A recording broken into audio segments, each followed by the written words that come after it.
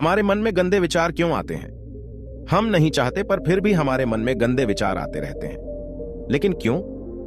मन ही हमारा सबसे बड़ा दोस्त और मन ही हमारा सबसे बड़ा शत्रु है। जब हम अपने मन के हिसाब से चलते हैं तो मन हमें भटका देता है, और जब हम मन को संतुलित कर लेते हैं तो हम अपनी जिंदगी में सब कुछ पा लेते हैं। हम अपने मन में आने वाले गंदे विचारों को रोकने की कोशिश करते हैं, पर जितना हम रोकते हैं उतने ये विचार हमारे अंदर प्रवेश करते जाते हैं। आप जिस चीज से जितना दूर भागोगे उतनी ही वह चीज आपके पास आएगी। इसीलिए उस चीज से भागो मत, बल्कि उस पर संतुलन कायम रखो। एक बार एक युवक गौतम बुद्ध के पास आया और गौतम बुद्ध से बोला, हे बुद्ध, मेरे मन में इतने गंदे विचार क्यों आते हैं? मैं नहीं चाहता कि मेरे मन में गंदे विचार आएं, पर मेरे मन में हमेशा काम वासना के विचार चलते रहते हैं और मैं इनके बारे में सोच सोच कर बहुत परेशान हूं। मेरी ऊर्जा और समय ये सब सोचने में ही नष्ट हो जाते हैं, और ये सब विचारों की वजह से मैं कभी कभी शांत नहीं रह पाता और मैं हमेशा ही स्त्रियों को देखकर मोहित हो जाता हूँ, अपने आप को रोक ही नहीं पाता। बुद्ध मुस्कुराए और उन्होंने उस युवक से पूछा, क्या तुम्हें पता है कि यह काम वासना होती क्या है? फिर लड़के ने उत्तर दिया और कहा, बुद्ध, मुझे तो नहीं पता कि काम वासना होती क्या है, परंतु हाँ, ये जो भी है बहुत बुरी चीज है। फिर बुद्ध ने उस युवक से कहा, सबसे पहले तो तुम्हें यह समझना है कि प्राकृतिक रूप से जो भी चीज हमारे अंदर है वह बुरी नहीं है। हमारे जीवन में उसकी कुछ न कुछ जरूरत होती है। वासना कोई बुरी बात नहीं है, यह हमारे मन की एक भावना है जो हमें किसी न किसी चीज की कमी का एहसास करवाती है, और फिर हम उस चीज को पाने के लिए उस चीज की ओर आकर्षित हो जाते हैं। जैसे अगर तुम्हारे पास धन की कमी है तो तुम में धन पाने की वासना उत्पन्न हो जाएगी। इसका मतलब यह नहीं कि वासना बुरी है, बल्कि यह तो हमारे मन के एक प्रकार की जरूरत का एहसास है, और जब यह जरूरत शारीरिक हो तो हम इसे काम वासना कह देते हैं। युवक ने गौतम बुद्ध को कहा, बुद्ध, मुझे काम वासना का मतलब तो समझ में आ गया, पर आप मुझे यह बताइए कि यह आती कहां से है और कैसे आती है? गौतम बुद्ध ने कहा, काम वासना कहीं से आती नहीं है, यह तो हमारे अंदर ही होती है, और इसका होना तो जरूरी भी है, तभी तो मानव जाति का विस्तार होगा। युवक ने कहा, जब यह हमारे अंदर ही है और जरूरी भी है तो फिर लोग इसे गलत क्यों बताते हैं? बुद्ध ने कहा, यही समस्या है। लोगों ने काम वासना को गलत तरीके से सोच लिया है, इसे छिपाने की और दबाने की कोशिश करते हैं। काम वासना गलत नहीं है, बल्कि काम वासना का गलत तरीके से प्रयोग करना गलत बात है। लोग जिसे पसंद करते हैं उसी के लिए जीने लग जाते हैं और उसके बारे में हमेशा सोचते रहते हैं, पर यह सब गलत है। बुद्ध ने युवक से कहा, क्या तुम्हें पता है कि जानवरों में भी काम वासना होती है? युवक ने उत्तर दिया, हाँ बुद्ध, जानवरों में भी काम वासना होती है, क्योंकि जानवर भी तो आखिर अपनी पीढ़ी को आगे बढ़ाएंगे। बुद्ध ने कहा, तो फिर हम जानवरों की काम वासना को क्यों गलत नहीं कहते? युवक ने कहा, मुझे नहीं पता महात्मा, आप ही मुझे बताइए। गौतम बुद्ध ने कहा, जानवर अपनी काम वासना का प्रयोग आनंद प्राप्ति के लिए नहीं करते, वह तो सिर्फ संतान उत्पन्न करने के लिए काम वासना का उपयोग करते हैं। जानवरों को प्रकृति ने इतनी समझ नहीं दी कि वह काम वासना को अपने सुख का आधार बना सके, जबकि मनुष्य अपनी समझ के बलबूते पर प्रकृति में पाई जाने वाली प्रत्येक वस्तु को अपने सुख के लिए अपने प्रयोग करता है। हम इंसानों ने ही काम वासना को अपने सुख का साधन बना लिया है, जबकि प्रकृति ने तो हमें अपने वंश को आगे बढ़ाने के लिए दिया था, लेकिन इंसानों ने इसे अपने जीवन का परम लक्ष्य बना रखा है, और इस तरह से काम वासना का बेलगाम हो जाना गलत है। युवक ने बुद्ध से पूछा, महात्मा जी, ये काम वासना हम पर हावी क्यों होती है? क्यों यह बेलगाम हो जाती है? तब गौतम बुद्ध ने कहा, सुनो, अब जो मैं तुम्हें बताऊंगा उसे तुम ध्यानपूर्वक सुनना। काम वासना का सारा खेल तुम्हें समझ आ जाएगा, तुम्हें तुम्हारे सारे सवालों का जवाब मिल जाएगा, बस तुम्हें ध्यान से सुनकर समझना है। फिर गौतम बुद्ध युवक को बताना शुरू करते हैं। एक बार की बात है, एक आश्रम में गुरु और उनके शिष्य रहते थे। शिष्य रोजाना आश्रम के बाहर स्थित गांव में भिक्षा लेने के लिए जाते थे। शिष्य जो गांव में भिक्षा लेने जाता था, उस रास्ते में एक नदी पड़ती थी जिससे वह रोज भिक्षा लेने जाता था। एक दिन उसने देखा कि एक लड़का पेड़ के पीछे छिपा है।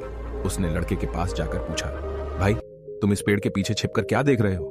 लड़के ने कहा, अरे तुझे नहीं दिख रहा क्या कि मैं क्या देख रहा हूं? तब शिष्य ने नदी की तरफ देखा तो वहां पर कुछ लड़कियां पानी भर रही थी। लड़कियां 14-15 साल की होंगी। तब शिष्य ने लड़के से कहा, अरे भाई, वहां पर तो लड़कियां पानी भर रही हैं, इसमें छिपकर देखने वाली क्या बात है? तब वो लड़का शिष्य की तरफ देखकर उससे कहता है, अरे पागल, तुम्हें दिखाई नहीं दे रहा क्या कि मैं क्या कर रहा हूं? वह परियां कैसे नदी से पानी निकाल रही है, जरा उनकी अदाओं को देखो। उनके कोमल शरीर को देखो, उनकी पतली कमर मटके को उठाते समय कैसे बल खाती है और उनके बाल उनकी कमर पर कैसे लहरा रहे हैं, मानो सुंदरता बिखरी पड़ी हो। शिष्य फिर नदी की तरफ देखता है और इस बार वह देखता ही चला गया। अभी तक तो उसे कुछ भी नजर नहीं आ रहा था और वह बिल्कुल निर्भय था। उसे किसी बात का कोई डर नहीं था, लेकिन अब वह छुपने लगा और उन लड़कियों को देखने लगा जैसे उसने कोई अपराध कर दिया हो। और जब वो छुपकर उन लड़कियों को देख रहा था तभी वो अंदर से कांप गया और उसने कहा कि यह मैं क्या कर रहा हूं? मैं जो भी कर रहा हूं वह सही नहीं है, मुझे यहां से चले जाना चाहिए। और फिर वह जल्दी से वह से चला जाता है। फिर वह आश्रम पहुंच जाता है। आश्रम जाकर वह अपने कार्यों में लग गया, लेकिन जो अभी वह देख कर आया था वही उसकी आंखों के सामने बार बार आ रहा था। उसके मन में वही दृश्य चल रहा था। उसका मन वही सब कुछ देखने के लिए ललचा रहा था। उसका किसी भी काम में मन नहीं लग रहा था। सुबह होते ही वह रोज भिक्षा के लिए आश्रम से जल्दी निकल जाता और नदी के पास वाले पेड़ के पास जाता, जहां वह लड़का पहले से मौजूद रहता था। उसके साथ मिलकर लड़कियों को छुप कर देखता था। अब वह रोज ऐसा करने लग गया। उसका मन अब किसी भी काम में नहीं लगता था। वह हमेशा किसी न किसी प्रकार के विचारों में उलझा रहता था। वह आश्रम के कार्यों को भी ठीक ढंग से नहीं कर पा रहा था। न वह ठीक से सो पाता था और न ठीक से खाना खा पाता था। उसका मन बेचैन सा रहता था। उसका मन बार बार उन लड़कियों के सौंदर्य को देखने के लिए ललचाता था। जब गुरु भिक्षा देते तब भी उसका मन कहीं और विचारों में खोया रहता था। गुरु ने अपने शिष्य की इन हरकतों को देखा। तब एक दिन गुरु ने शिष्य को अपने पास बुलाया और कहा, आज से मैं भी तुम्हारे साथ भिक्षा मांगने चलूंगा। तुम और मैं साथ साथ भिक्षा मांगने चलेंगे। तभी शिष्य ने गुरु को मना करते हुए बोला, नहीं गुरुदेव, आप परेशान क्यों हो रहे हो? मैं अकेले ही ठीक से भिक्षा मांग सकता हूं। गुरु ने शिष्य से कहा, ठीक है, तुम अकेले ही भिक्षा मांगने जाओ। इसके बाद शिष्य भिक्षा मांगने निकल गया। शिष्य के जाने के बाद गुरु भी आश्रम से निकल गए और शिष्य का पीछा करने लगे कि वह कहां जाता है, किससे मिलता है। यह सब देखने के लिए उसके पीछे पीछे चलने लगे। थोड़ी दूर जाने के बाद गुरु ने देखा कि उनका शिष्य एक लड़के के साथ एक पेड़ के पीछे अपराधी की तरह छिपा हुआ है और छिपकर कुछ देख रहा है। गुरु भी अपने शिष्य के पीछे जाकर खड़े हो गए, यह देखने के लिए कि आखिर उनका शिष्य क्या देख रहा है जिसके लिए वह पेड़ के पीछे अपराधियों की तरह छिपा पड़ा है। गुरु ने देखा कि उनका शिष्य पेड़ के पीछे छिपकर लड़कियों को देख रहा है जो नदी से पानी भर रही है। तभी गुरु ने शिष्य से कहा, क्या तुम लड़कियों से भी भिक्षा लोगे? गुरु की आवाज सुनकर शिष्य का मन घबराया और उसके पसीने छूटने लगे। वह थर-थर कांप रहा था, जैसे किसी चोर को पकड़ते समय रंगे हाथों पकड़ लिया हो। उसकी हालत खराब हो गई। वह कुछ भी नहीं बोल पा रहा था।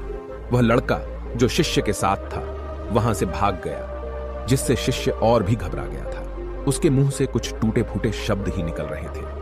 वह अपने गुरु से भी नजर मिलाने का साहस नहीं कर पा रहा था।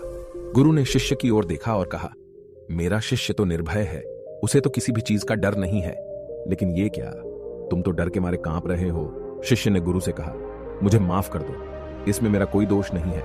उस लड़के ने मुझे बहका दिया था, लेकिन मैं आपसे वादा करता हूं कि आज के बाद मैं कभी दोबारा ऐसा नहीं करूंगा। मुझे माफ कर दो। गुरुदेव ने कहा कि कोई बात नहीं, पर इस बात का तुम ध्यान रखो कि हम जैसी संगति करते हैं वैसा ही फल हमें प्राप्त होता है। हम जैसे संगति करते हैं उनके विचार हमारे अंदर प्रवेश करते हैं। इसीलिए अच्छी संगति करो ताकि तुम्हारे अंदर अच्छे विचार प्रवेश करें। फिर गुरु और शिष्य आश्रम लौट आए और फिर से आश्रम के कार्यों पर ध्यान देने लगे। उसने उस रास्ते को छोड़ दिया और दूसरे रास्ते से जाने लगा। वह अपने काम को ध्यान से करता था, लेकिन धीरे धीरे उसके अंदर क्रोध उत्पन्न हो गया और फिर वह दूसरे शिष्यों पर क्रोध करने लगा और बेचैन हो गया। अब वह सही समय पर भोजन भी नहीं करता था। वह भोजन भी बहुत कम खाता था। एक रात गुरु शिष्य के पास आए और उससे बोले कि तुमने मुझसे वादा किया था कि तुम अपना मन नियंत्रण में रखोगे। अब तक तुमने कितनी बार अपना वादा तोड़ दिया? यह सुनकर शिष्य अपने गुरु के चरणों में गिर गया और रोने लगा। रोते रोते ही उसने गुरु से कहा कि गुरुदेव, मैं कई बार अपना वादा तोड़ चुका हूं, फिर वादा कर लेता हूं, लेकिन हर बार मैं वादा तोड़ देता हूं। मेरा मन मेरे नियंत्रण में है ही नहीं। मैं बहुत कोशिश करता हूं कि मैं अपने मन से सारे बुरे विचारों को निकाल दूं, लेकिन मैं चाहकर भी ऐसा नहीं कर पा रहा हूं। फिर गुरु ने शिष्य को कहा, चलो मेरे साथ। गुरु शिष्य को आश्रम के बगीचे में लेकर गए और शिष्य से कहा, देखो यहां पर कुछ नालियां बनी हुई है जिससे नदी का पानी इन पौधों तक आ रहा है और यह पानी निरंतर भाव से बह रहा है। क्या तुम इस पानी के बहाव को रोक सकते हो? शिष्य ने कहा, हां गुरुदेव, मैं इस बहाव को रोक सकता हूं। फिर शिष्य ने मिट्टी उठाकर उस नाली के छोर पर डाल दी। वह पानी थोड़ी देर के लिए रुक गया और फिर थोड़ी देर बाद उस रेत के ऊपर से पानी आया। गुरु ने शिष्य से कहा, अरे ये क्या, ये पानी तो रुका ही नहीं। फिर से उसने कुछ कंकर पत्थर उठाकर उसे नाली में डाल दिए और फिर थोड़ी देर के लिए पानी रुक गया, लेकिन फिर थोड़ी देर बाद ही उन कंकर पत्थरों के ऊपर से पानी निकल आया। गुरु ने कहा, शिष्य यह क्या हुआ, पानी तो फिर से आ गया। तुम तो बोल रहे थे कि तुम इसे रोक दोगे। क्या हम किसी चीज को पूरी तरह से रोक सकते हैं? तब शिष्य ने कहा, कोई बात नहीं गुरुदेव, मैं इस पानी को तो रोक कर आपको दिखाऊंगा। फिर उसने एक बड़ा सा पत्थर लेकर आया और उसे नाली पर डाल दिया। पानी रुक गया। तब शिष्य ने गुरु से कहा, देखा गुरुदेव, मैंने कहा था ना कि पानी को मैं रोक दूंगा। मैंने पानी को रोक दिखाया, आपकी बात मैंने पूरी कर दी। गुरु मुस्कुराए और बोले, अच्छा जरा ध्यान से देखो, पानी रुक गया है क्या? वो तो पीछे की नाली तोड़कर बाहर आ गया और अगल बगल से बह रहा है। और ध्यान से देखो, इस पत्थर के आगे भी आ गया और यह पानी अपना रास्ता बदलकर फिर से आगे की तरफ बह जाएगा। फिर थोड़ी देर बाद ऐसा ही हुआ। फिर गुरु ने शिष्य को समझाया, तुम्हारे साथ भी तो ऐसा ही चल रहा है। तुम बार बार प्रयास कर रहे हो, बड़े से बड़ा प्रयास कर रहे हो, पर हर बार तुम्हारा प्रयास टूट रहा है और यह हमेशा टूटता ही रहेगा। यह पत्थर तुम्हारा प्रयास है और यह पानी तुम्हारे विचार। तुम कितना भी बड़ा पत्थर रख लो, लेकिन पानी तो अपना रास्ता बना ही लेगा। यह देखकर शिष्य ने पूछा, हे गुरुदेव, क्या कोई तरीका नहीं है जिससे मैं गंदे विचारों से बाहर निकल सकूं? गुरु ने कहा, एक तरीका है। यह पानी जिस नदी से आ रहा है, तुम वहां से इस पानी का रास्ता ही बदल सकते हो। गुरु शिष्य को एक नदी के पास ले गए जहां से उस बगीचे में पानी आ रहा था। गुरु ने शिष्य से कहा, वो पानी इसी नदी से जा रहा है।